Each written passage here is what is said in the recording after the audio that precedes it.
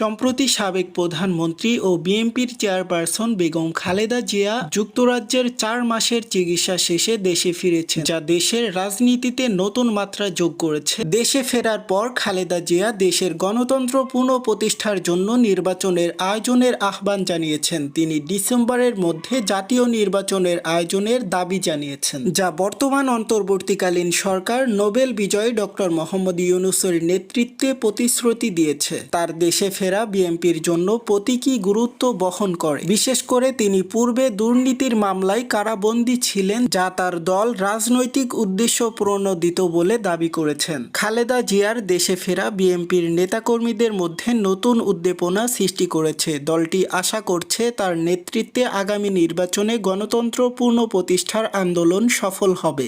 এছাড়াও তারেক রহমানও দলের কার্যক্রমে সক্রিয় ভূমিকা পালন করছেন এবং ভবিষ্যতে দেশে ফিরে আসার পরিকল্পনা করছেন। পরিস্থিতি বুঝে তিনিও ২-১ মাসের ভিতরে দেশে ফিরবেন বলে আশা করছেন বিএনপির নেতাকর্মীরা। সো হেই বন্ধুরা, আপনারা দেখছেন এইচএ গ্লোবাল নিউজ, সাথে আছে আমি হুসাইন আহমেদ। সকল আপডেট পেতে আমাদের চ্যানেলটি সাবস্ক্রাইব করে আমাদের সাথেই থাকুন। সকলকে অনেক অনেক ধন্যবাদ।